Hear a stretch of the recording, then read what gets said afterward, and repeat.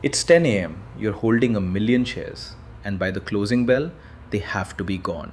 Sell them all right now and watch the price crater under your own order.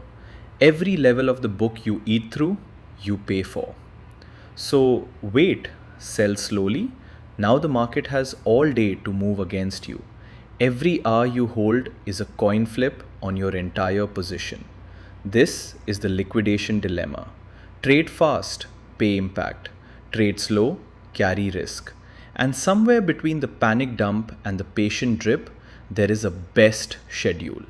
Not a guess, not a rule of thumb, a schedule you can derive.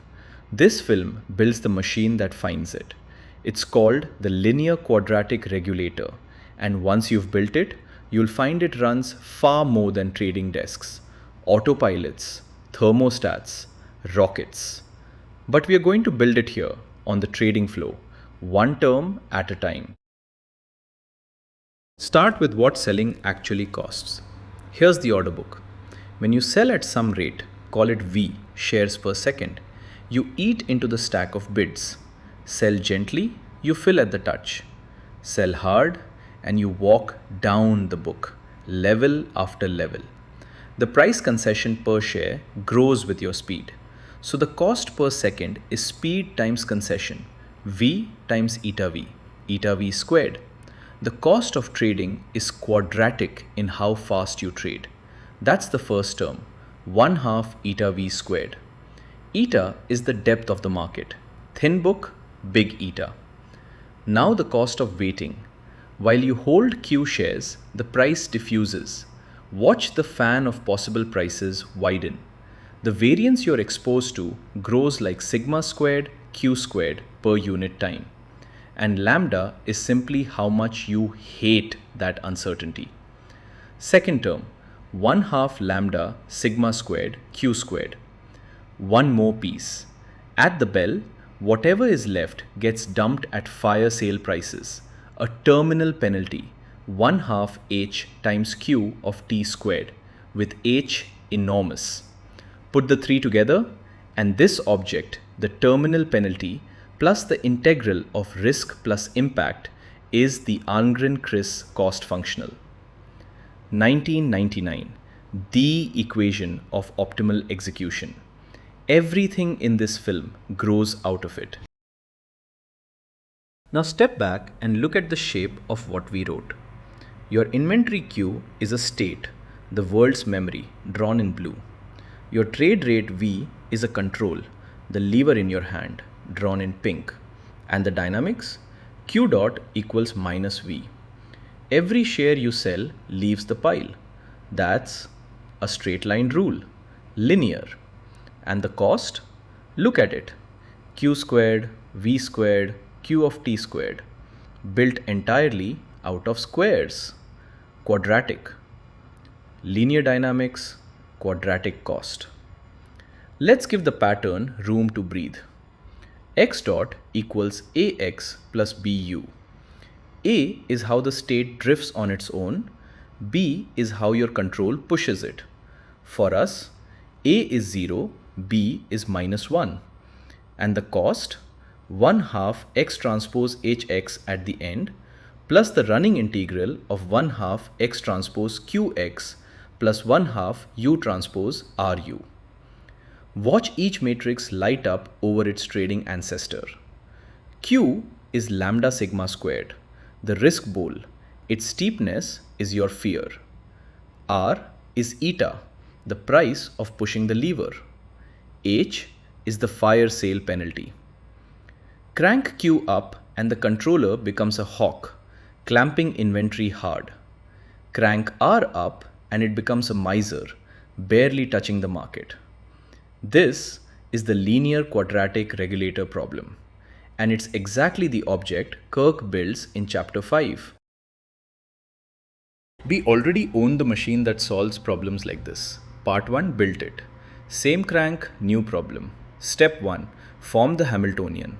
Script H equals 1/2 X transpose QX plus 1/2 U transpose RU plus P transpose times AX plus BU.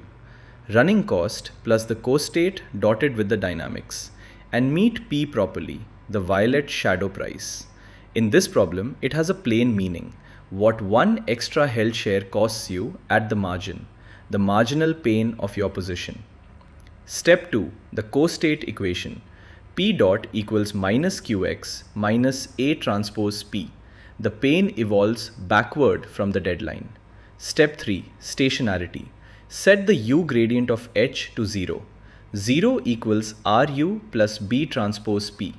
R is invertible. Every trade costs something real, so solve. U star equals minus R inverse B transpose P. Read it as a trader. Trade at a rate proportional to the marginal pain of your inventory. The more it hurts to hold, the faster you sell. Substitute that control back in and the state and co-state lock into one block system. State stacked on top, shadow price below, marching together under a single 2x2 block matrix. And look hard at it. Every entry is linear. No signs, no products of unknowns. Constant matrices times X and P. So here's the inspired leap. If everything is linear, guess that the shadow price is itself a linear gauge of the state. At every instant, P star of T equals K of T times X star of P. In trading language, the marginal pain of a position is proportional to the position itself. Twice the inventory, twice the pain per share. K is the exchange rate between where you are and what it costs you. We draw K in green because K is the thing this entire film is chasing. But be honest, this is a guess, an ansatz. It earns its keep only if the equations we already derived accept it. So we don't assume it works, we force it to. Differentiate the guess, substitute everything in, and let the equations dictate what K must obey. 3 beats, no hand waving. Beat 1. Differentiate the guess.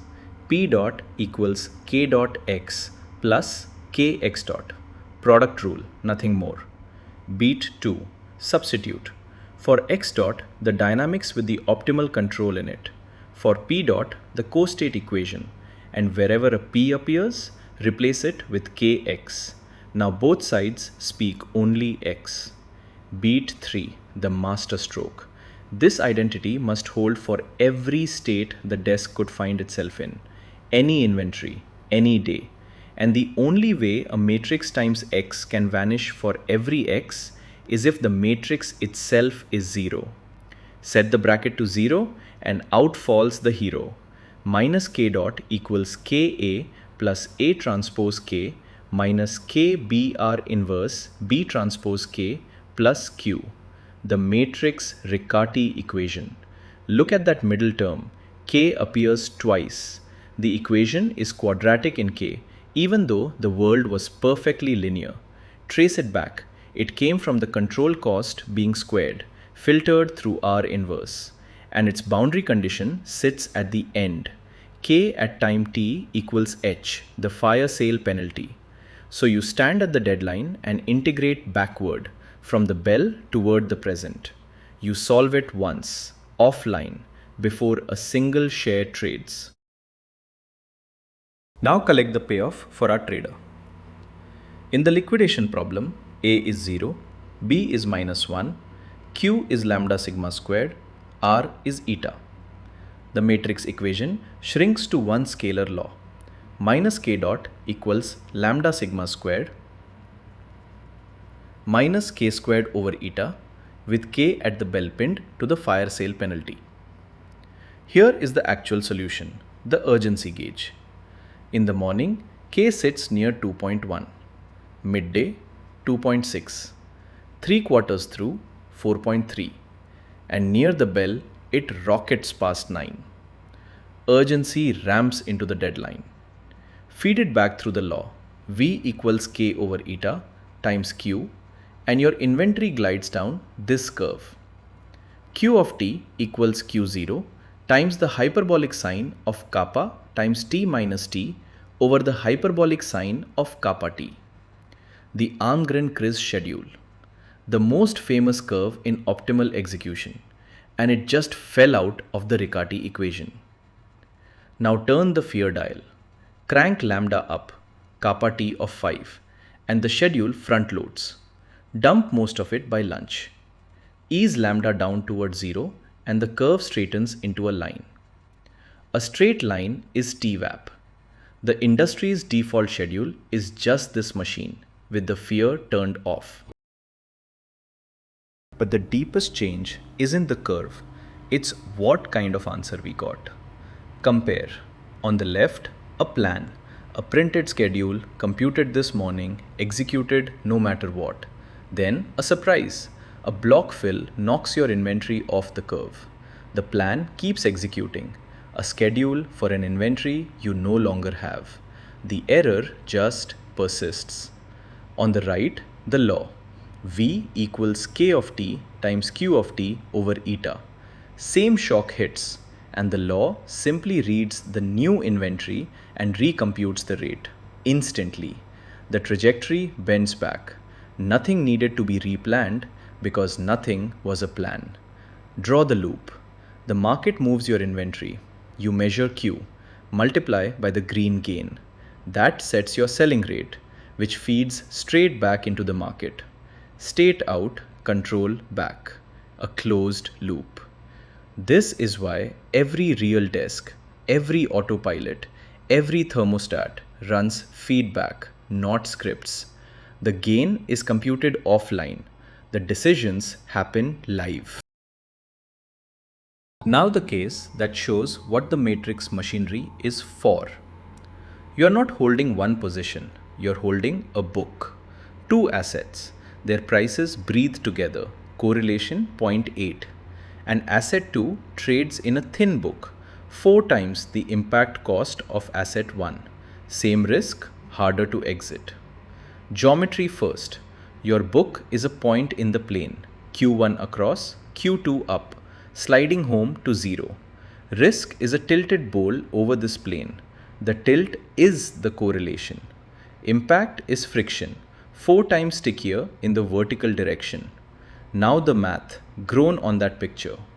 K is a 2 by 2 symmetric matrix, 3 unknowns, K11, K12, K22. The single matrix Riccati equation unpacks, cell by cell, into 3 coupled scalar equations, each feeding on the others. Integrate backward from the bell and watch all 3 settle. K11 lands at 1.91. K22 lands at 3.24. Read that. Same risk but 4 times harder to trade, so inventory there hurts more. And K12, the coupling, lands at 1.18 because the risks add through correlation. Holding asset 1 raises the marginal pain of asset 2. Here's the proof it matters. Hold only asset 1. The law says sell asset 1 at rate 2.04 and sell asset 2 at rate 0.21. Asset 2, which you don't own. The machine is shorting the correlated asset as a hedge, dipping negative, then gliding back to flat. Nobody programmed a hedge. K12 is the hedge. That is what the off-diagonal entry of a Riccati matrix means. One more gift. Watch the 3 gain curves again. Far from the deadline, they flatten onto a plateau.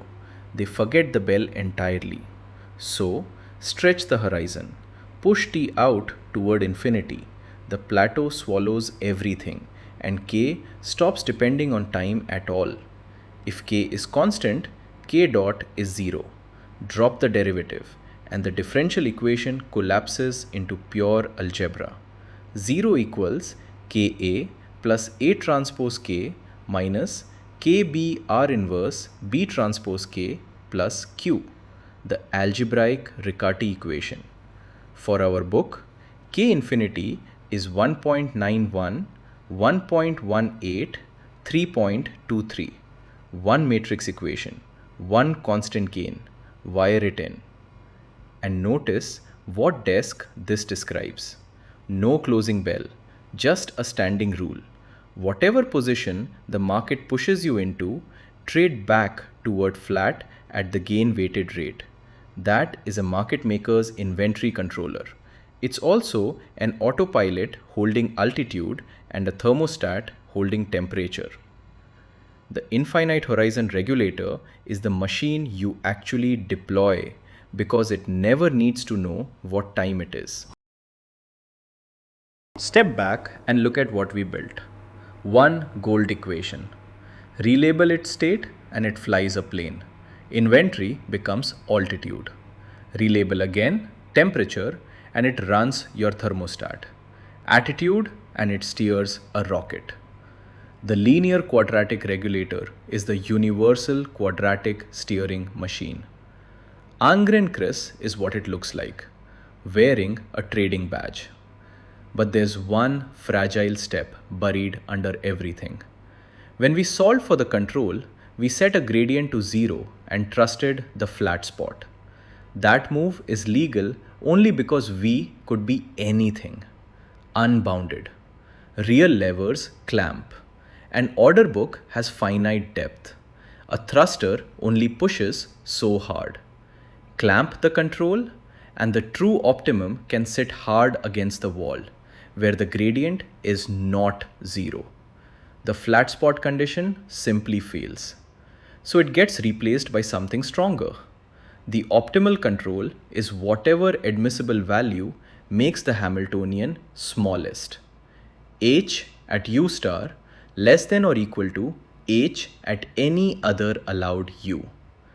That is Pontryagin's minimum principle.